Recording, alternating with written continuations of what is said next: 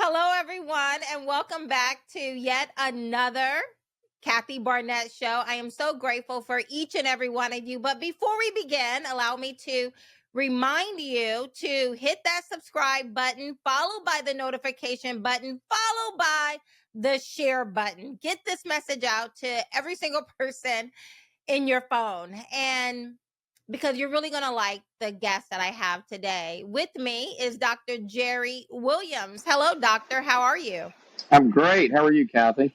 I am doing well. Thank you so much for coming on today and talking with us. My pleasure. Yes. Now, to everyone else, allow me to give you a very abbreviated version of the good doctor's bio. Dr. Willaims is a fellowship trained neurologist and entrepreneur. He earned his medical degree from the Medical College of Georgia, followed by 2 internships in internal medicine and pediatrics. This was followed by 2 years of child and adult neurology at the University of New Mexico. He became the first resident physician to ever be appointed to any committee of the American Academy of Neurology when he was appointed to the Legislative Affairs Committee. He was also appointed to represent the Academy to the American Medical Association, where he served as the delegate to the resident physician section, representing all neurologists in training in the United States. He completed his postgraduate training with a fellowship in child neurology at the University of North Carolina at Chapel Hill in 1996. And has been practicing medicine ever since. But wait, there's more. In early 2011, he founded what is now Urgent Care 24/7. In April of 2022, he was issued a full patent on the IsoPro chamber, a promising COVID-19 related medical advice. And I can assure you guys that I can continue on and on with the doctor's accomplishment. But this is the reason, Dr. Willaims, that I asked you to come on, because it is undeniable that you are a medical expert. So again, thank you for being on with us. Happy to be here. Thank you for the invitation. Yeah, absolutely. Now, I invited you for 2 specific reasons. One, because you are a neurologist, and it is undeniable that you are an expert at what it is that you do. And secondly, I invited you on because I want you to diagnose Joe Biden. There are a lot of talking heads out there right now. Most of us are not medically trained, and specifically, we're not neurologist. And so I wanted to bring on an undisputed, undeniable neurologist who can tell us what it is you see with your trained eye when you watch Joe Biden. Because here's the reality. Most of us know that as of Sunday, Joe Biden has put out a statement. Very few people knew about it in the White House. Very few people on his campaign committee knew about it, but he put out a statement saying he will not run for president for a second term. And if you remember, over the past 2 weeks, since that abysmal debate performance of Joe Biden, Democrats have come together in unison and have been telling us every single day that Joe Biden is unfit to run for a second term, which begs the question for anyone who's not morally compromised and blind. If he's unfit to run for president, isn't he unfit to be president? Because as of right now, he still has 6 more months to be president of the United States. Given what we know, given Democrats are finally no longer pretending Joe Biden is fine, isn't that a concern? What do you think about that, doctor? Huge concern. You don't have to be a fellowship trained neurologist or a medical doctor to see that something is very, very wrong with President Biden's mental health and with what's going on neurologically with him. Clearly, he's not the same person he was, for example, 10 years ago. Absolutely. So now there may be some who will question this diagnosis that you're going to provide us because you have not personally examined Joe Biden. And to them, they may say, if you haven't examined him yourself, then what qualifies you to provide a diagnosis? Well, I mean, there's a lot you can observe neurologically with President Biden and see that it's outside of what is normal. But it's not funny, right? Because if the No. Joe Biden we yeah, if the Joe Biden we saw on that debate stage is the Joe Biden having conversations with Xi Jinping in Iran, as Iran is becoming more and more of a cancer all across the world, spreading from Iran to up in Lebanon, down in Yemen. Now they've crossed over to Ethiopia. And if the Joe Biden we saw on that debate stage is the Joe Biden that's having these rigorous conversations with these world leaders who do not like us, I think that's a problem. Yeah, it's a big problem. I mean, running the most powerful country in the world is a full-time job that takes a very high level uh, of functioning, and it's clear that President Biden, for a long time, has had a very uh, significant problem cognitively, consistent with dementia. Yeah.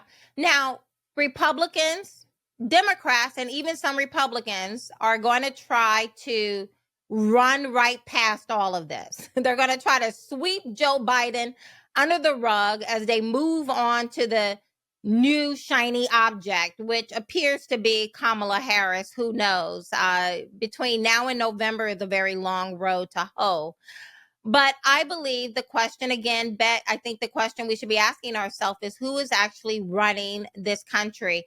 And so that's the reason why I asked you here. So before we begin, doctor, let me just ask you a very rudimentary question. What is a neurologist and what is it that you do? Well, neurologists are physicians that diagnose and treat medical issues with the nervous system, central nervous system, the brain and spinal cord, and the peripheral nervous system, the nerves and muscles.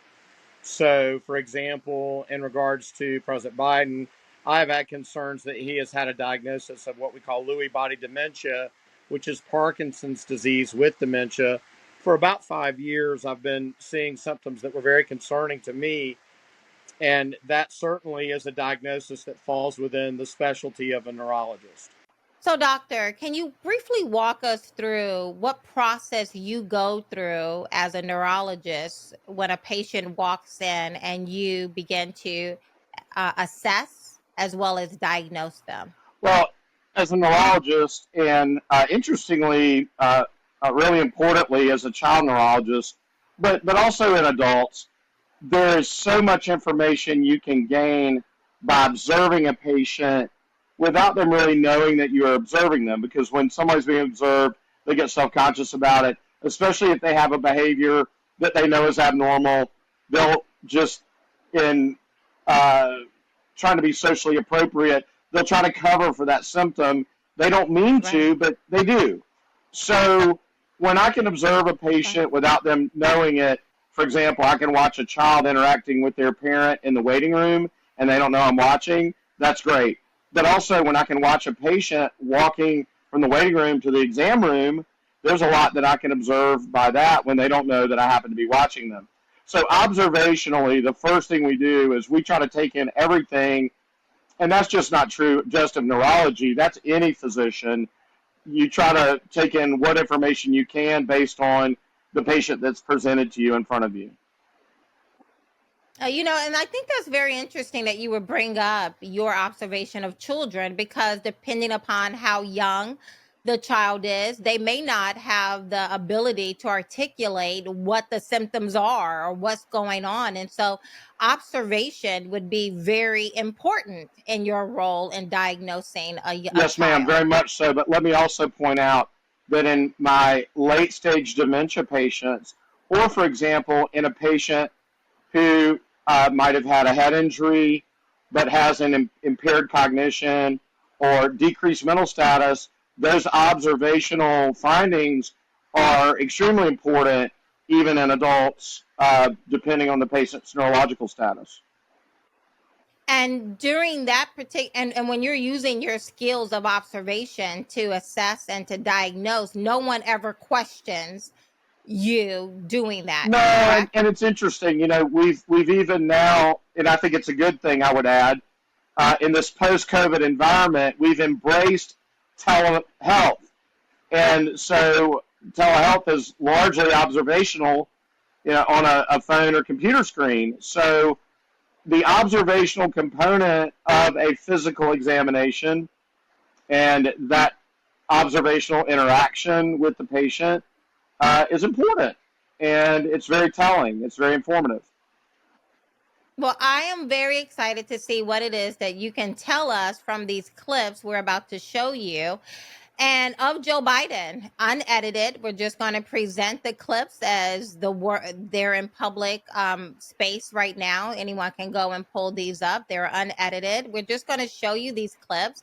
And what I would love for you to do is, using your finely trained eye and your skill of observation, and tell us lay people what it is that you see. So if you could start with the first clip. I wouldn't have picked Vice President Trump to be vice president, but I think she was not qualified to be president. Now, I started with that one, doctor, because that was not a misspeak, right? That was a full thought. That wasn't a stutter. It wasn't a stammer. It wasn't any kind of speech disorder. That was a full thought. That's just one of many that I could have pulled and presented. Again, if you're not morally compromised or blind and deaf, you have heard Joe Biden have these not misspeaks, full thoughts that make no sense at all. Just from that clip, and thinking about the many clips that we could have added to this to show him having a full thought that makes absolutely no sense, what do you observe? Well, there's a couple of things. Okay, for example, you're a very skilled public speaker, and you've obviously worked hard on that skill, and you're very good at it. Me, not so much. I've spent more time examining patients over the years.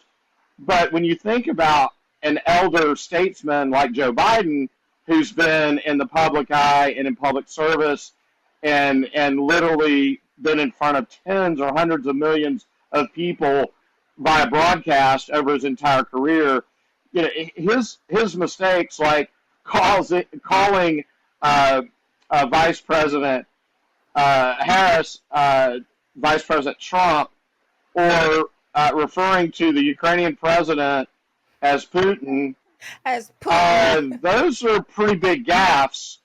But when you add those to the too numerous to count videos of him clearly having a difficult time expressing himself,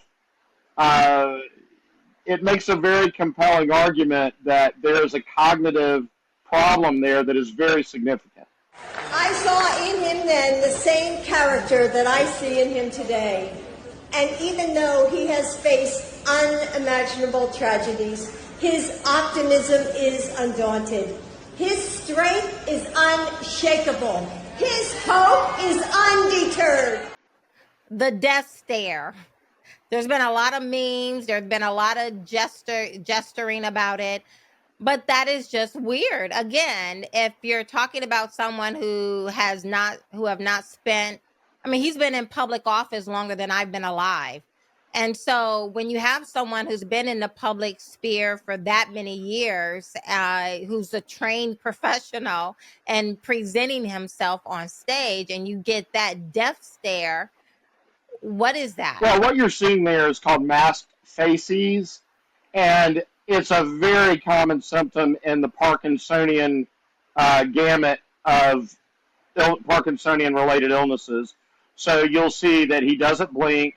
He has an absence of emotion or expression on his face, and that's an extremely common symptom of Parkinson's disease, and one that's been evident in President Biden now for I've seen it for 5 years at least. He also exhibits there what we call bradykinesia and decreased arm swing. When you look at the posture of his arms there, they're almost mannequin-like. And you'll notice that he has decreased arm swing in other videos, but kind of the mannequin presence of his arms and hands in that is very compelling as well. But now, you said that you've been seeing it, like the death stare, just kind of not blinking, just standing there, very awkward, that you've been seeing that for some time. But again, you have a trained eye, so maybe you picked up on it sooner. I'm just now seeing it. It's so obvious and it's so numerous. Is there a progression that we're seeing here? Sure. Yeah, no, this is a progressive neurological illness that, over time, his symptoms are going to get worse. And ultimately, Parkinson's disease, and in this case, I think he has Lewy body dementia, is a fatal illness. Now, interestingly, Lewy body dementia, I've had some critics say, oh, you can't make that diagnosis except on autopsy. And that's actually not true. You can make the diagnosis with a brain biopsy, but we don't go around doing brain biopsies on patients because it doesn't change what we do. It doesn't change the treatment plan, and that's a very invasive diagnostic procedure. And frequently, Lewy body dementia, just like Alzheimer's type dementia, is a diagnosis that is made on pathology, meaning on a postmortem exam after the death of the patient.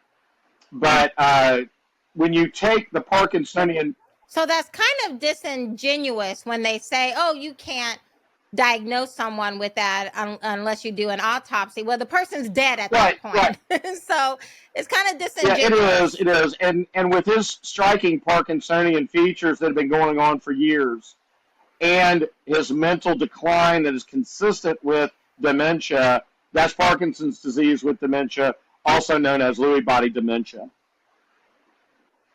Now, what stage would you assess him or diagnose him as being? Now, there are different staging criteria for Parkinson's and Lewy body dementia, but for the layperson, I'd say he's in the moderately severe stage of the disease, or moderately advanced. Unfortunately, this is a disease that ultimately these patients become non-ambulatory, they become non-communicative, and they require assistance for all activities of daily living, ultimately not being able to feed themselves, ultimately not being able to be fed, and having to be sustained with tube feeds, or having to have what we call parenteral nutrition.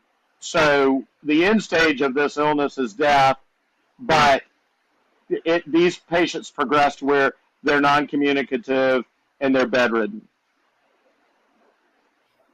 What is Lewy body dementia?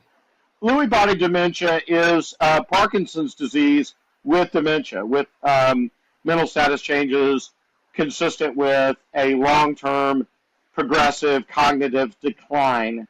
And in this case, President Biden's been showing symptoms of both Parkinson's disease and dementia, as I mentioned, for at least 5 years. And what we're doing here, looking at these videos, are just some of the clips. And we're not going to show every single clip all of us have seen over the past 5 years of Joe Biden. But we're looking at some of these clips and asking you, doctor, to observe it with your trained eye and give us your diagnosis. This is what you would do, as we've explained earlier on, with any other patient, a child who's not verbal or someone who's at a later stage of cognitive decline. You would walk in and observe them. And so I think this is very important that we just make that point very clear. Can we go to clip number 3, please? Making sure that we're able to make every single solitary person eligible for what I've been able to do with the with the COVID.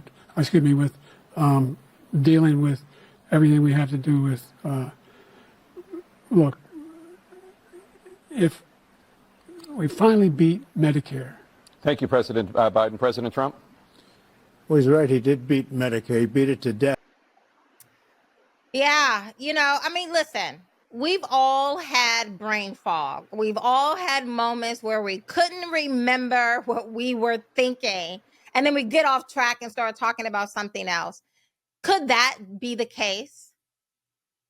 Well, I mean, if it were an isolated incident, possibly, but and that's an incredibly stressful event, being on international television for a presidential debate. But keep in mind that President Biden is a very, very experienced public speaker and elder statesman, and so he's been doing this for decades upon decades. So, and then when you take this incident and you pair it with the too numerous to count other incidents that are caught on video over the last 4 or 5 years, it's just really sad, actually. I mean, here's a gentleman who is in such cognitive decline that he can't complete his thoughts, complete a sentence. He can't convey his thoughts. It's a sad example. Now It's self-evident. It's self-evident. Now, you said Lewy body dementia is a progressive neurological disease. And you also mentioned that being on stage at a debate, I've been on a televised stage for a debate, and it is stressful. But we've been in this situation. We know how to comport ourselves in those particular spaces. But what kind of effect does that level of stress have on how progressive this neurological disease is? Well, from a stress standpoint, I mean, stress is bad for your health regardless. But I think putting him in a stressful situation is going to reveal his weaknesses, as it does to all of us. I mean, and so, but in a patient who has significant dementia, which he has, it's only going to make those deficits more obvious. Okay. Can we go to clip number 4? This is a compare and contrast video. Can you play that, please? I continue to think we have to make fundamental changes in civil rights. And those civil rights, by the way, include not just only African Americans, but the LGBT community. He wants to get rid of the ability of Medicare I did not oppose busing in America. What I opposed is busing ordered by the Department of Education. That's what I oppose. Making sure that we're able to make every single solitary person eligible for what I've been able to do with the COVID. With dealing with everything we have to do with. Look, if you will determine the outcome of this election, vote. Vote, vote. If you're able to vote early in your state, vote early. If you're able to vote in person, vote in person. Vote whatever way is the best way for you, because he cannot stop you. And I'm going to continue to move until we get the total ban on the total initiative relative to what we're going to do with more Border Patrol and more asylum officers. President Trump? I really don't know what he said at the end of that sentence. I don't think he knows what he said either. Look. Yeah, that was sad. And a very steep drop off. Can you tell us what it is we just watched? Well, I mean, it's obvious that there's a huge decline in President Biden neurologically between 2019 and 20 and present day.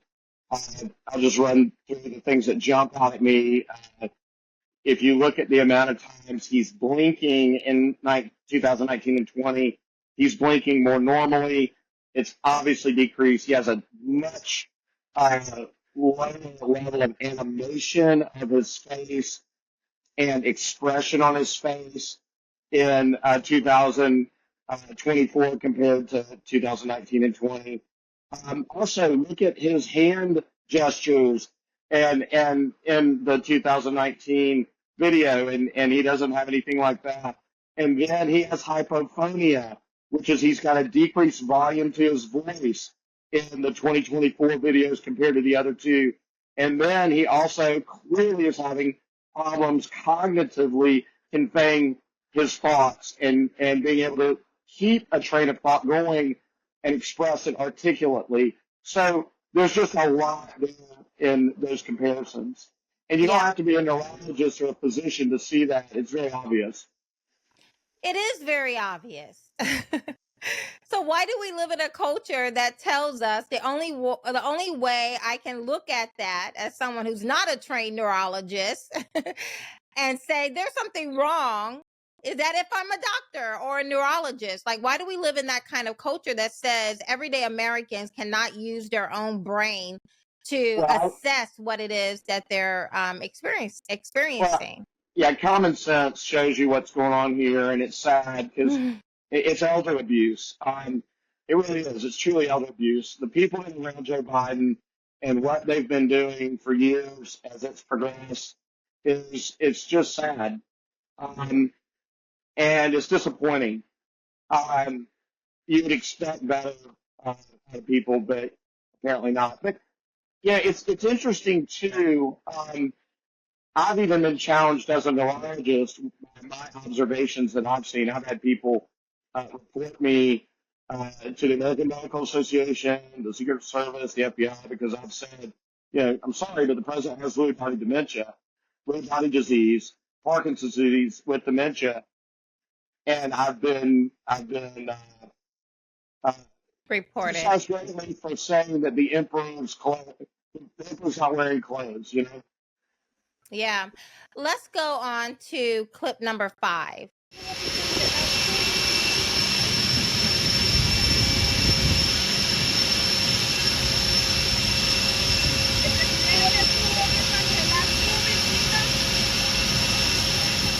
What, if anything, do we see there? Because on Twitter, there was a lot of conversation about him walking on and off that plane. And mind everyone, this particular video we just saw is one of the last 2 public appearances of Joe Biden.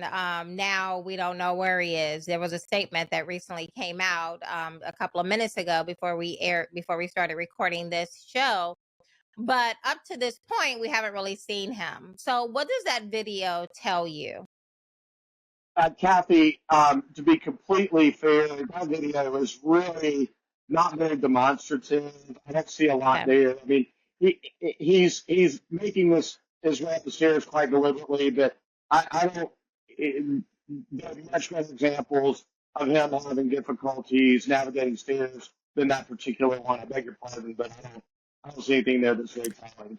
Do you remember after the debate and they kept the camera, CNN, they kept the camera on view of the stage even after the debate, and you see Donald Trump turn and briskly walk off the stage, and then you see Biden just standing there until Jill Biden walks up the stairs and holds his hands, and then step by step she ushered him down.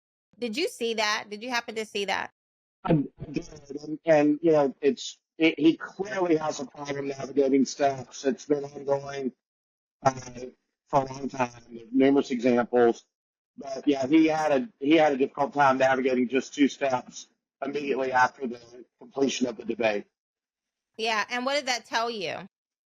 Well, Parkinson's patients have gait disturbance, and they get what's called gait apraxia, where their feet some might look like they're stuck to the floor. They get a short-paced, shuffling gait, and they have a tendency to fall. They have balance and proprioception disorder, where they have a difficult time maintaining the the balance. So there are numerous examples of President Biden essentially having difficulties with his balance, having fallen, his bicycle, having fallen, navigating the steps up into Air Force One, etc. So Yeah. it's pretty common, very common actually, with patients with Parkinson's disease, and it gets worse as the disease progresses. Let me show you one more video we still have two more after this, but let me just show one more for you to observe and give us what your diagnosis is. Can you play clip 6, please?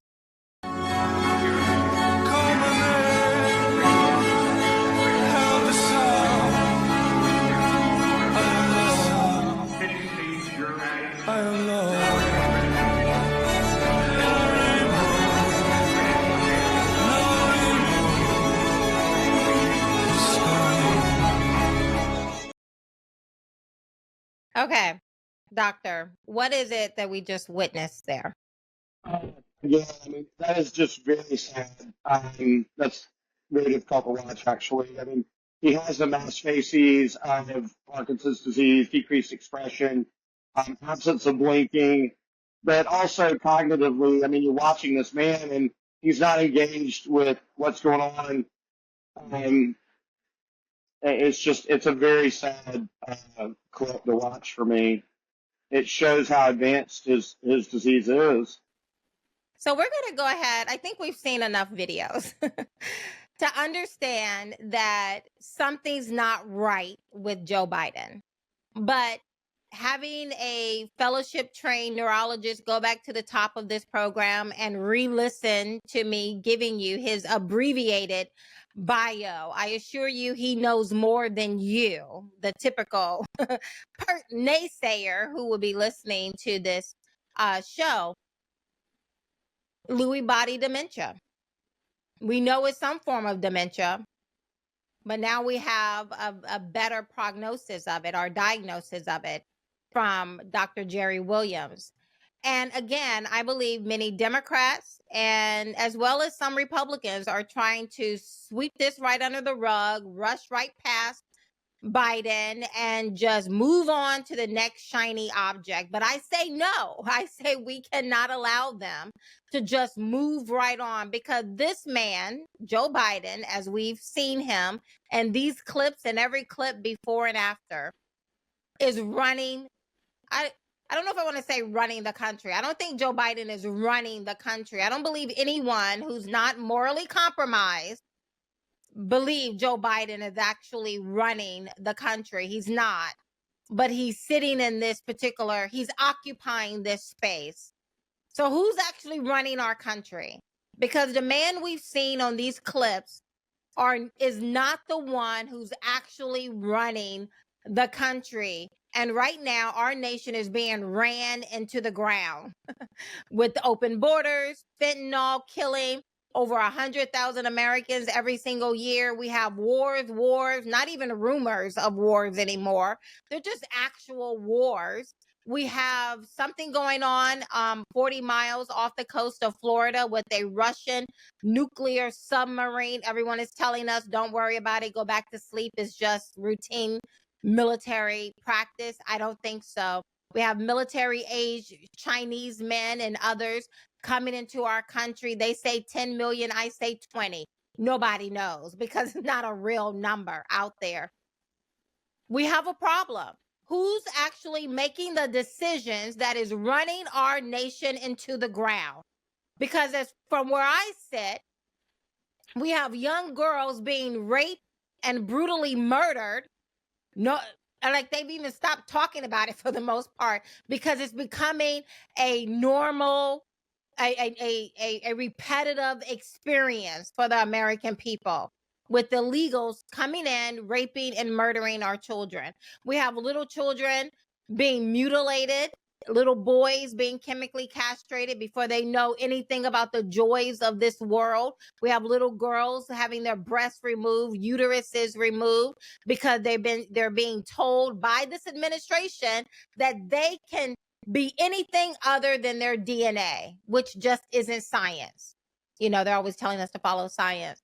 We saw what they did with their response to COVID and how they literally have destroyed so many of our young people. Our young people, we're asking the question, why are so many young people not wanting to get married, not wanting to have children, getting guns and rifles and going out and harming other people? We're asking why? Because they feel hopeless. They're riddled with anxiety. They're riddled with depression. They don't feel like there's a future. When Donald Trump left office, inflation was at 1.8%. And now, cumulatively, year after year, who's actually running the country, making these decisions that is destroying our nation? I don't know.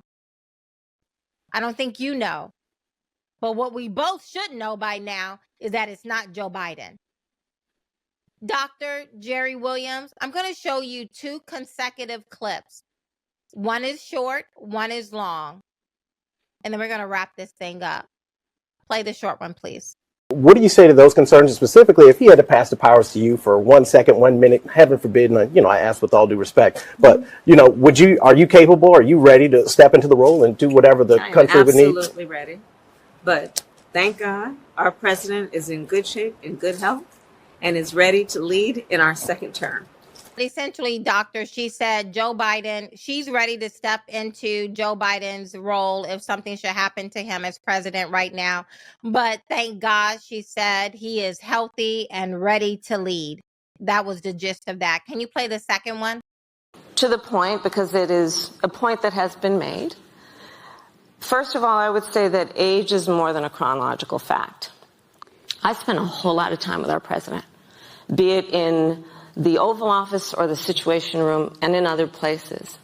And I can tell you, as I just mentioned, not only is he absolutely authoritative in rooms around the globe, but in the Oval Office, meeting with members of Congress, meeting with leaders in industry, meeting with community leaders, I will tell you that he is in front of, often, everyone in the room in terms of thinking about how we can resolve issues, negotiate in a way that is about concession where necessary, but for the sake of accomplishment and actual work.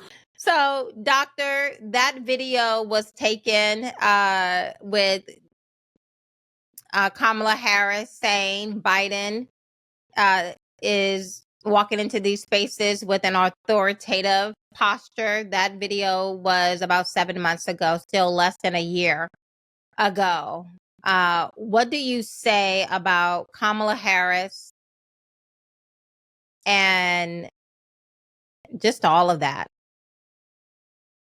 I don't believe her. I think that she has been a party to, the largest health cover-up, presidential health cover-up since Woodrow Wilson's stroke 100 years ago, over 100 years ago.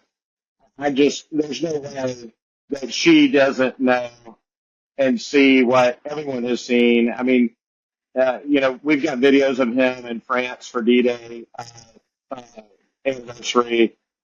I mean, there's just too numerous to count video clips of evidence of his cognitive decline. So I find her statement there to be very disingenuous and untrue. You said Lewy body dementia is a progressive disease, progressive neurological disease, and that the end result is always death. With everything you've observed with Joe Biden over the past 5 years, trying to find a way to ask this question as delicately as possible, but again, where do you find him on the stage? Is he at the beginning of this disease? Is he in the middle of this disease, or is he at the end? He's approaching the end, but this disease ultimately incapacitates patients to where they're bedridden. They don't interact. They can't feed themselves, and at the end they can't even take food by mouth.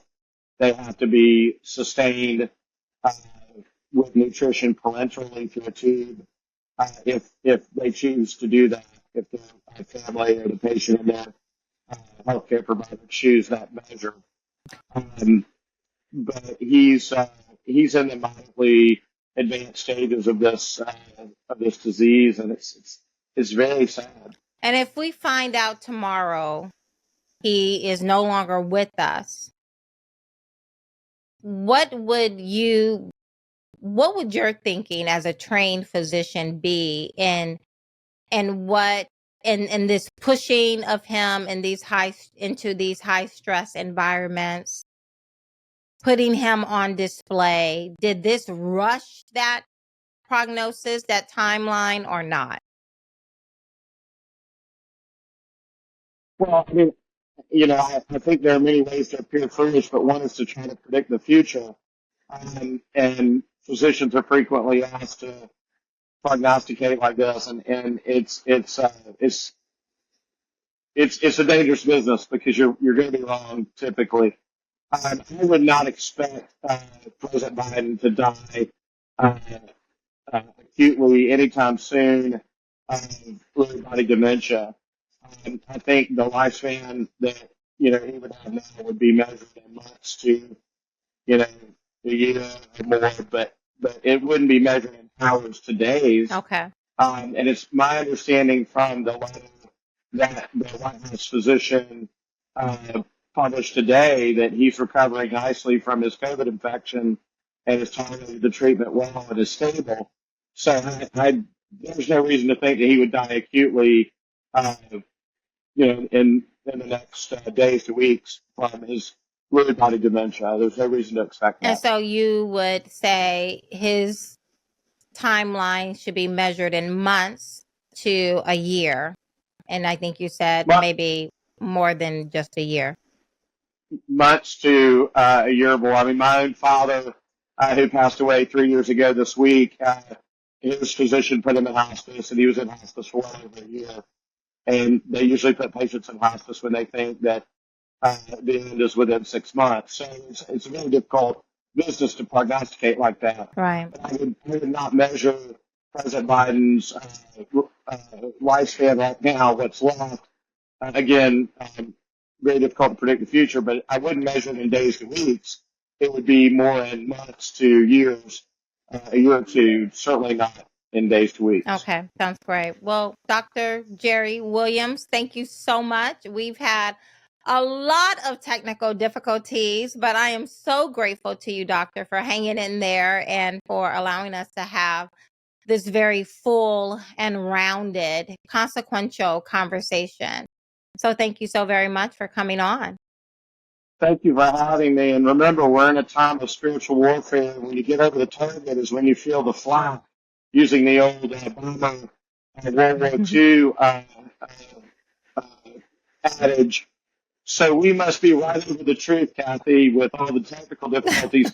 Satan was throwing everything he had at us to keep you and I from having this conversation and getting the truth out there. And let me just say, in case anyone is clutching their pearls right now, yes, I do believe Satan is real. And yes, I do believe that Jesus is sovereign, that he is God. Amen. And that Satan Amen. is not the opposite of God. Satan is a created being. So, when you mention the word, anything with religion, Jesus, anything like that, people tend to clutch their pearls. I don't care. You guys don't clutch your pearls when grown men put on dresses and read story time to your children. I'm certainly not going to clutch my pearls because someone mentioned the Satan or Jesus. So there you have it.